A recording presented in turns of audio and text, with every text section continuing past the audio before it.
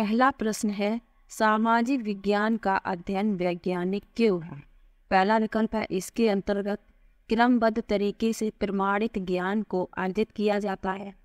दूसरा है, यह पाठक को समाज के वैज्ञानिक अध्ययन करने में सहायता करता है।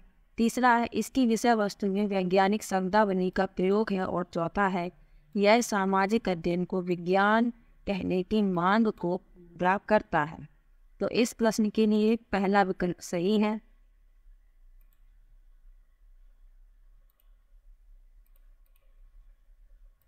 इसके अंतर्गत क्रमबद्ध तरीके से प्रमाणिक ज्ञान को अर्जित किया जाता है।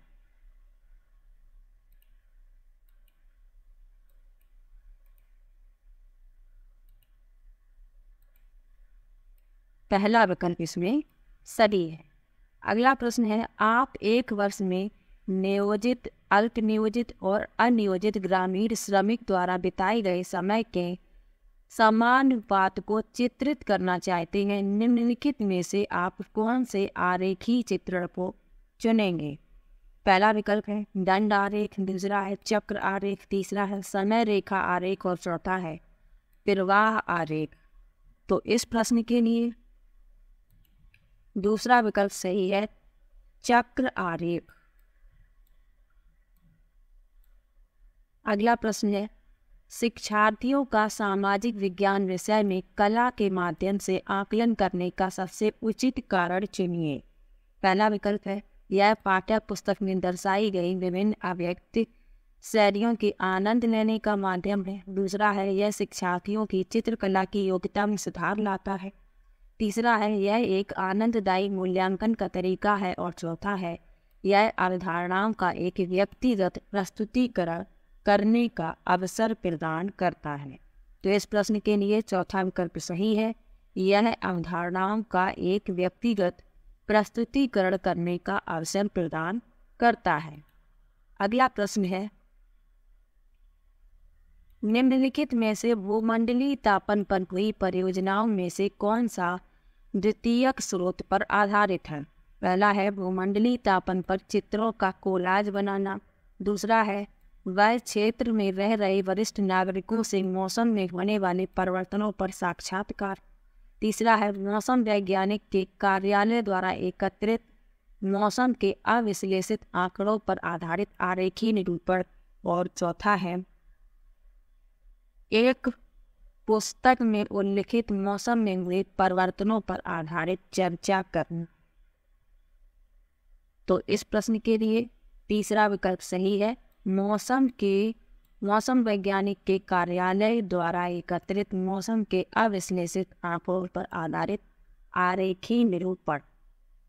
अगला प्रश्न है, एक शिक्षक शिक्षार्थियों को कुछ मानदंड देते हैं और कहते हैं कि वे उन पर आधारित अपनी परियोजना का आकलन करें। निम्नलिखित में से कौन से आकलन के तरीके का प्रयोग शिक्षक द्वारा किया गया है?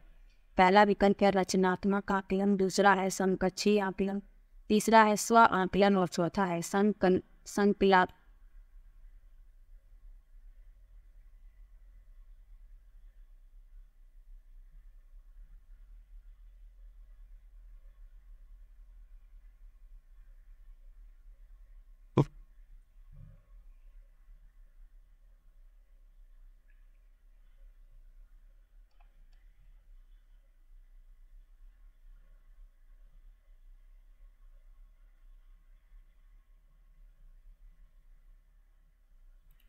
चौथा है संकलनात्मक आकलन। तो इस प्रश्न के लिए तीसरा विकल्प सही है, स्व आकलन। अगला प्रश्न है, नागरिक शास्त्र की नामावली में राष्ट्रीय पाठ्यचर्या की रूपरेखा 2005 ने बदलाव का क्या सुझाव दिया है? पहला है भूगोल, दूसरा है इतिहास, तीसरा है सामाजिक और राजनीतिक जीवन और चौथा है अर्थशास्त्र। तो इस प्रश्न के लिए तीसरा विकल्प सही है, सामाजिक और राजनीतिक जीवन। निम्नलिखित में से उच्च प्राथमिक स्तर पर सामाजिक विज्ञान की कक्षा कक्ष में आप किस मूल्य पर सबसे कम बल देंगे? पहला है सहयोग, दूसरा है प्रतियोगितात्मकता, तीसरा है वैज्ञानिक दृष्टिकोण और चौथा है समानता। तो इस प्रश्न के लिए दूसरा विकल्प सही है। अगला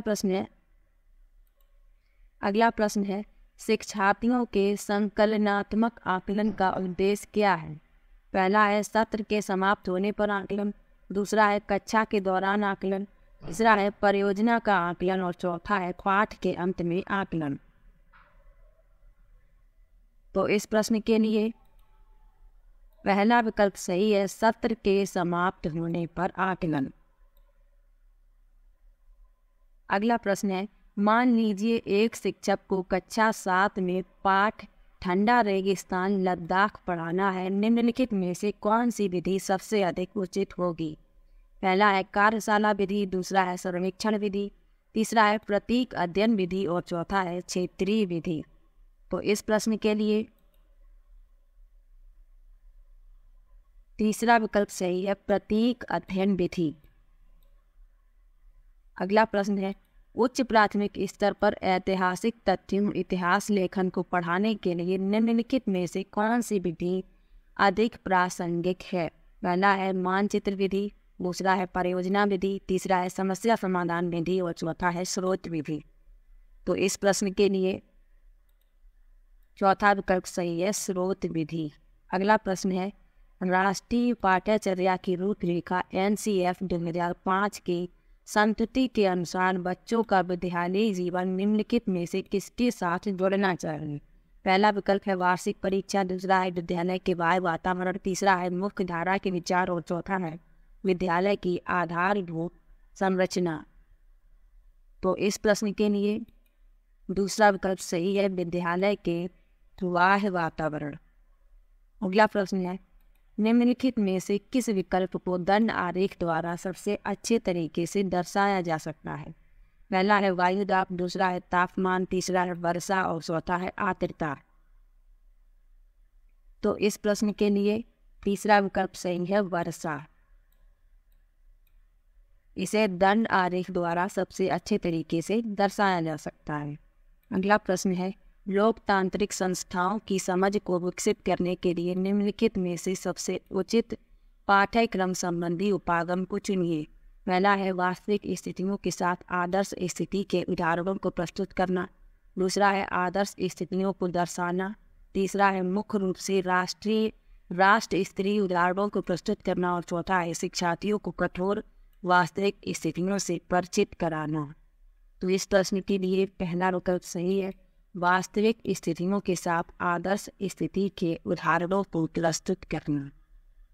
अगला प्रश्न है गणितज्ञ तथा खगोल शास्त्री आर्यभट्टीय नामक पुस्तक निम्नलिखित में से किसमें लिखी, निम्नलिखित भाषाओं में से किसमें लिखी। पहला विकल्प है प्राकृत, दूसरा विकल्प है हिंदी, तीसरा विकल्प है पाली और चौथा विकल्प है संस्कृत। तो आर्यभट्टीय नामक पुस्तक आर्यभट्ट ने लिखी है, वह संस्कृत भाषा में लिखी है, चौथा विकल्प इसमें सही है। अगला प्रश्न है निम्नलिखित स्तूपों में से किस एक को उस स्थान के रूप में चिन्हित किया गया जहाँ बुद्ध ने पहली बार उपदेश दिया था। पहला है बोध गया, दूसरा है सारनाथ, तीसरा है सांची और चौथा है थोटला कोंडा। तो इस प्रश्न के लिए दूसरा विकल्प सही है, सारनाथ। गौतम बुद्ध ने पहली बार उपदेश सारनाथ में दिया था। अगला प्रश्न है संगम कविताओं में किन 3 राजवंशों को मुवेनदार कहा गया। तो इस प्रश्न में चौथा विकल्प सही है, चोल चेर पांड्य। अगला प्रश्न है रामपुरवा में मिले उत्कृष्ट पॉलिश वाले पत्थर पर बना सांड जिसे अब राष्ट्रपति भवन में रखा गया है, इनमें से किसके शासनकाल में बनाया गया था। पहला विकल्प है पांड्य, दूसरा है मौर्य, तीसरा है चोल और चौथा है कुषाण।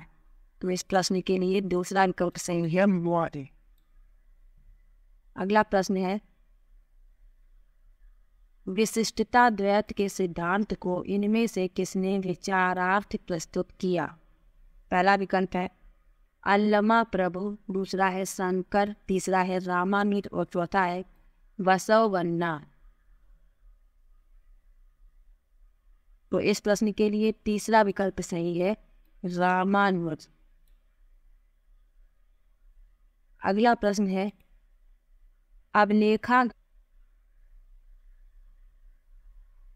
अवलेखागार वह स्थान है जहाँ। पहला विकल्प है पुरातत्वज्ञों द्वारा प्राप्त किए गए पत्थर और ईंटों से बनी इमारतों के अवशेषों को रखा गया। दूसरा विकल्प है खुदाई में पाई गई मूर्तियों को रखा जाता है। तीसरा है ऐतिहासिक पांडुलिपियों तथा दस्तावेजों को रखा जाता है। और चौथा है खुदाई में पाई गई पशुओं और पक्षियों की हड्डियों को रखा जाता है। तो इस प्रश्न के लिए तीसरा विकल्प सही है, ऐतिहासिक पांडुलिपियों तथा दस्तावेजों को रखा जाता है। अगला प्रश्न है 12वीं शताब्दी के मध्य कर्नाटक में प्रारंभ हुए वीर शैव आंदोलन के संदर्भ में निम्नलिखित कथनों में से कौन सा सही है। पहला है इसने जाति और नारी के प्रति व्यवहार के बारे में ब्राह्मणवादी विचारधारा के विरुद्ध तर्क दिया। दूसरा है यह नामदेव और उनके साथियों द्वारा शुरू किया गया। तीसरा है इसने विट्ठल की पूजा पर बल दिया। और चौथा है यह सभी प्रकार की कर्मकांड का विरोधी था परंतु मूर्ति पूजा को बढ़ावा दिया। तो इस प्रश्न के लिए पहला विकल्प सही है, इसने जाति और नारी के प्रति व्यवहार के बारे में ब्राह्मणवादी विचारधारा के विरुद्ध तर्क दिया। अगला प्रश्न है दिल्ली की आरंभिक सल्तनत के समय में बंदगा के बारे में निम्नलिखित दो कथनों ए और बी पर विचार कीजिए तथा सही उत्तर का चयन कीजिए। तो इसमें बताना है, ये दो कथन दिए गए हैं, इनमें जो सही है वह बताना है।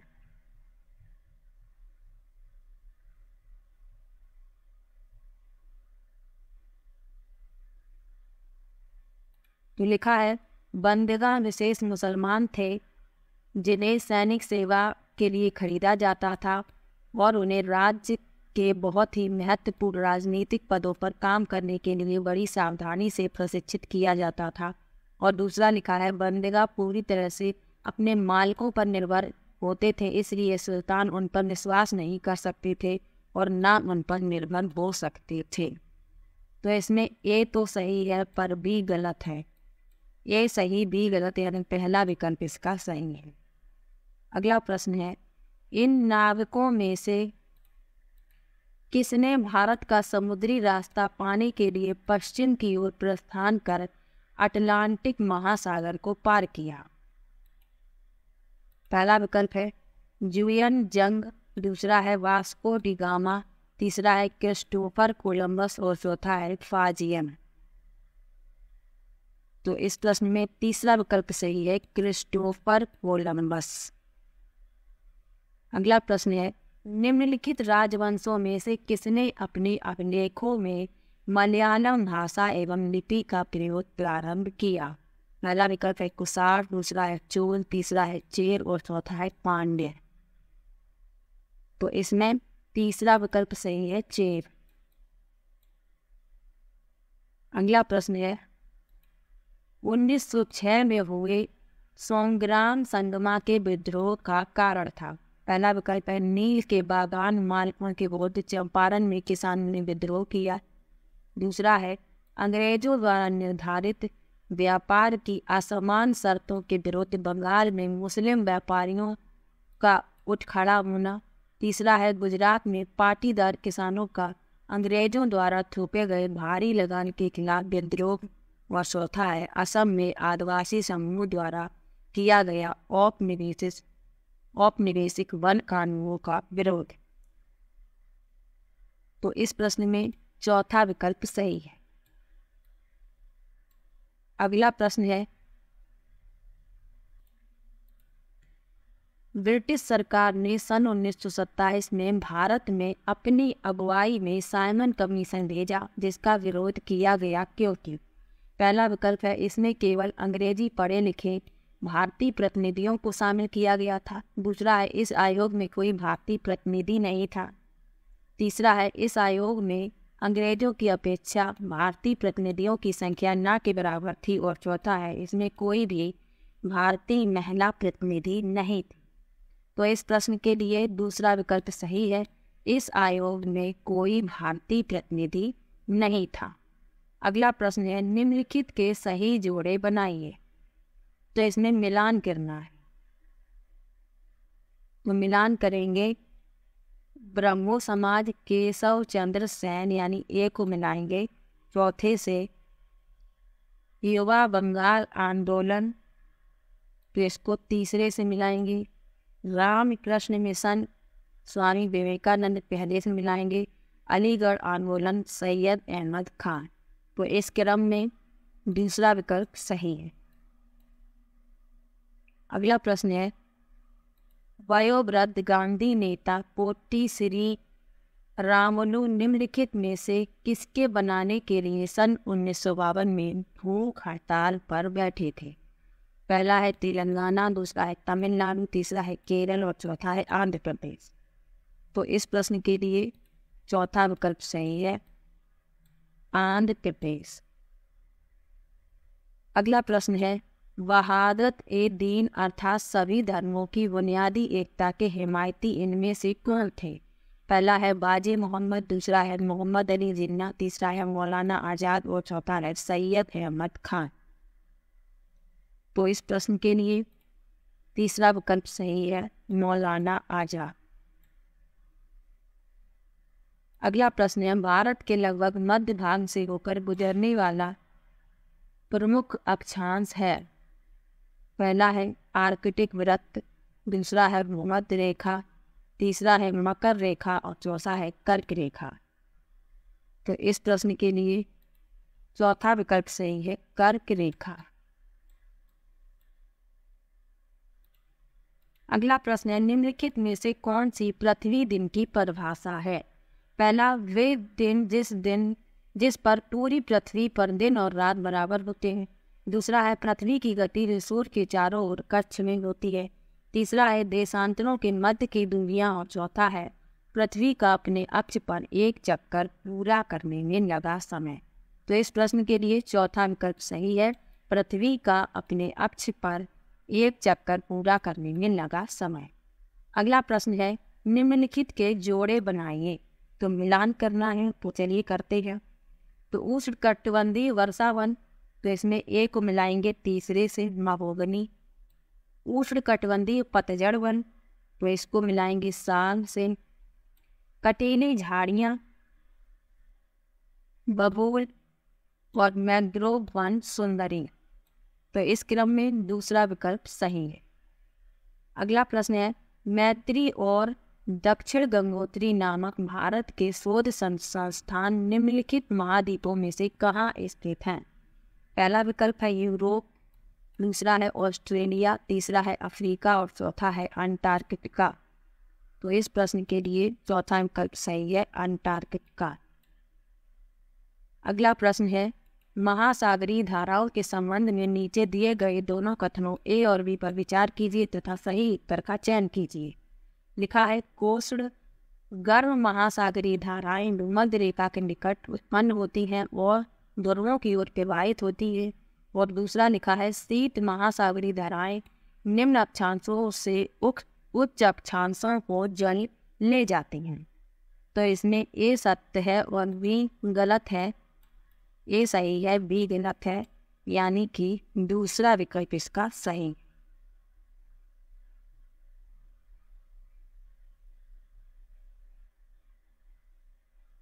अगला प्रश्न है, ऋतु प्रवास से अभिप्राय है। पहला विकल्प लिखा है, फसल की कटाई की अवधि के दौरान श्रम शक्ति का नगर से गांव की ओर प्रवासन। दूसरा है लोगों की अपनी जीविका के लिए ऋतुगत गतिशीलता। तीसरा है नए चरागाहों की खोज में अपने पशुधन के साथ लोगों की ऋतुगत गतिशीलता। और चौथा है वन्य प्राणियों की ऋतुगत गतिशीलता। तो इस प्रश्न के लिए तीसरा विकल्प सही है, नए चरागाहों की खोज में अपने पशुधन के साथ लोगों की ऋतुगत गतिशीलता। अगला प्रश्न है, निम्नलिखित के सही जोड़े बनाइए। तो इनके जोड़े बनाना है, तो चलिए मिलाते हैं इनको। अंतर्वेदी आग्नेय शैलें, इसका मिलाएंगे चौथे से ग्रेनाइट। बहिर्वेदी आग्नेय सैन्य बेसाल्ट, तीसरे से मिलाएंगे। अवसादी सैन्य बलुआ पत्थर और कायांतरित सैन्य चूना पत्थर। तो इस क्रम में दूसरा विकल्प सही है। अगला प्रश्न है, निम्नलिखित क्षेत्रों में से किसमें चिनूक स्थानीय पवन चलती है? पहला विकल्प है पंपास, दूसरा है मेड, तीसरा है प्रेयरी और चौथा है सवाना। तो इस प्रश्न के लिए तीसरा विकल्प सही है, प्रेयरी। अगला प्रश्न है, वायुमंडलीय परतों में से कौन सी परत रेडियो प्रसारण में सहायता करती है?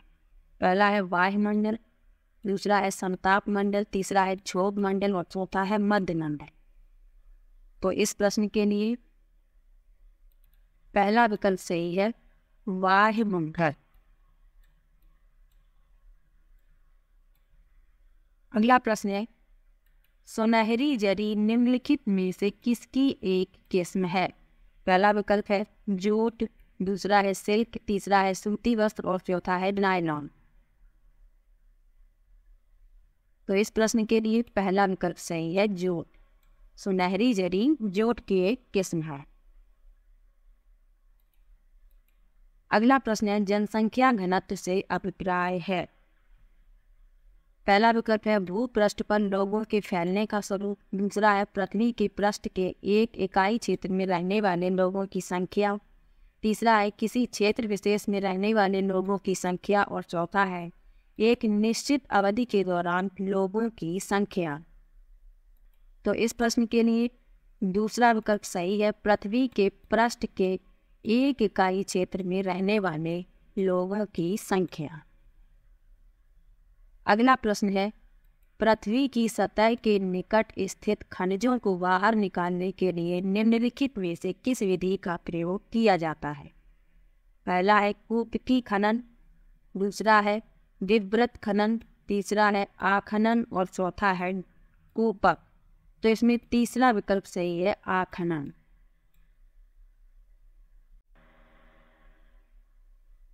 अगला प्रश्न है, उद्योग के निम्नलिखित प्रकारों में से टोकरी बुनाई किसका एक उदाहरण है? पहला विकल्प है वृहत आकार, दूसरा है सहकारी क्षेत्र, तीसरा है लघु आकार और चौथा है संयुक्त क्षेत्र। तो इस प्रश्न के लिए तीसरा विकल्प सही है, लघु आकार। अगला प्रश्न है, तानाशाही के संदर्भ में निम्नलिखित कथनों में से कौन सा एक गलत है?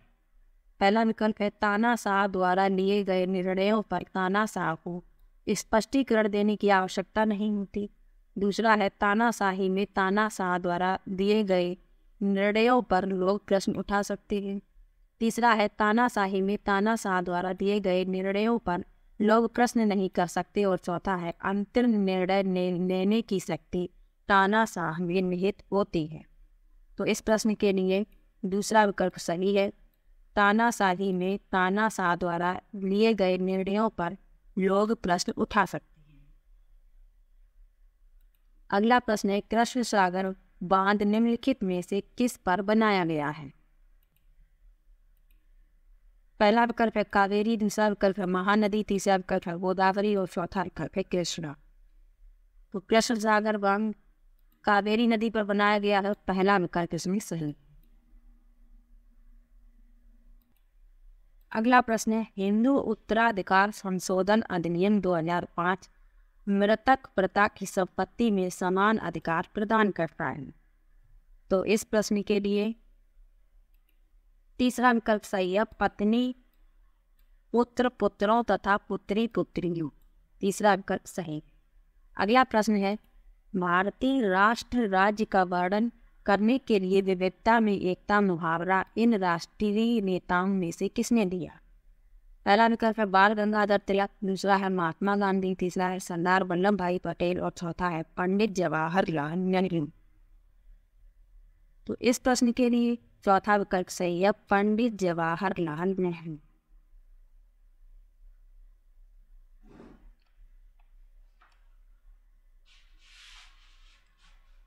अगला प्रश्न है, जनपद पंचायत के कार्यों के विषय में निम्नलिखित कथनों ए और बी पर विचार कीजिए तथा सही उत्तर का चयन कीजिए। पहला है जनपद पंचायत जिला स्तर पर विकास योजनाएं निर्धारित करती है। दूसरा है जनपद पंचायत ग्राम पंचायतों के मध्य धन वितरण नियमित करने में जिला परिषद की सहायता करती है। तो इस प्रश्न के लिए ए सही है पर बी गलत है। दूसरा विकल्प इसमें सही होगा, ए सही बी गलत। अगला प्रश्न है सूचना का अधिकार अधिनियम पर निम्नलिखित दो कथनों ए और बी पर विचार कीजिए तथा सही उत्तर का चयन कीजिए। सूचना का अधिकार अधिनियम के माध्यम से कोई भी नागरिक केवल केंद्रीय सरकार के विभागों की कार्यप्रणाली के संदर्भ में सूचना प्राप्त कर सकता है। दूसरा है सूचना का अधिकार अधिनियम के अंतर्गत सूचना प्राप्त करने के लिए नागरिकों को किसी स्तर के किसी न्यायालय में पहले याचिका दाखिल करनी पड़ती है। तो इसमें ए और बी दोनों गलत हैं, यानी पहला विकल्प इसका उत्तर होगा। अगला प्रश्न है सुल्ताना का स्वप्न नामक कहानी की लेखिका इनमें से कौन थी? पहला विकल्प है पंडिता रमाबाई, दूसरा है रुकैया सखावत हुसैन, तीसरा है मुमताज अली और चौथा है राज सुंदरी देवी। तो इस प्रश्न के लिए दूसरा विकल्प सही है, रुकैया सखावत हुसैन। अगला प्रश्न है गुलामगिरी नामक पुस्तक इनमें से किसने लिखी? पहला विकल्प है डॉक्टर B.R. अम्बेडकर, दूसरा विकल्प है E.V. रामास्वामी पेरियार, तीसरा विकल्प है ज्योतिराव फुले और चौथा विकल्प है श्री नारायण गुरु। तो गुलामगिरी नामक पुस्तक लिखी है ज्योतिराव फुले ने, तीसरा विकल्प इसमें सही है। अगला प्रश्न है न्यायिक अगला प्रश्न है भारतीय न्यायिक व्यवस्था के संदर्भ में अपील की व्यवस्था का अर्थ है। पहला है कोई भी अपने मामले पर बिना किसी कानून डिग्री के न्यायालय में बहस कर सकता है। दूसरा है विधायिका कार्यपालिका और न्यायपालिका के बीच शक्तियों का बंटवारा। तीसरा है ऊपरी अदालतों के फैसले निचली अदालतों को मान्य होते हैं। और चौथा है किसी व्यक्ति को अगर ऐसा लगता है कि निचली अदालत द्वारा दिया गया फैसला सही नहीं है तो वह उससे ऊपर की अदालत में अपील कर सकता है। तो इस प्रश्न के लिए चौथा विकल्प सही है।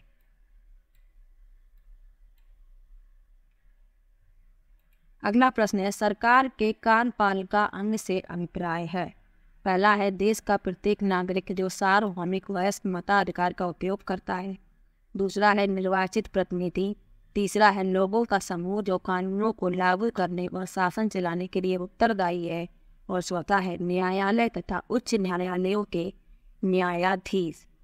तो इस प्रश्न के लिए तीसरा विकल्प सही है, लोगों का समूह जो कानूनों को लागू करने और शासन चलाने के लिए उत्तरदायी है। अगला प्रश्न है संविधान का अनुच्छेद 22 सुनिश्चित करता है। पहला है गिरफ्तारी के दौरान या हिरासत में दुर्व्यवहार से बचने का अधिकार। दूसरा है संवैधानिक उपचार का अधिकार। तीसरा है शोषण के विरुद्ध अधिकार और चौथा है शिक्षा का अधिकार। तो इस प्रश्न के लिए पहला विकल्प सही है, गिरफ्तारी के दौरान हिरासत में दुर्व्यवहार से बचने का अधिकार। अगला प्रश्न है लोकसभा में सत्ताधारी दल का मुखिया इनमें से कौन होता है?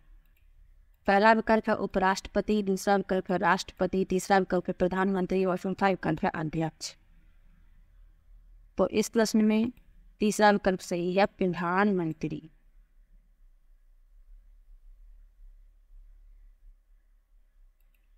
अगला प्रश्न है उच्च प्राथमिक स्तर पर सामाजिक विज्ञान के स्वरूप पर ए, बी और सी कथनों पर विचार कीजिए। पहला है यह अपने वातावरण में लोगों का अध्ययन है। दूसरा है यह लोगों के संबंधों और उनकी अंतर्निर्भरता का अध्ययन है। तीसरा है यह अतीत और वर्तमान के साथ संबंधों का अध्ययन है। उपर्युक्त कथनों में से सबसे उचित विकल्प का चयन कीजिए। तो इसमें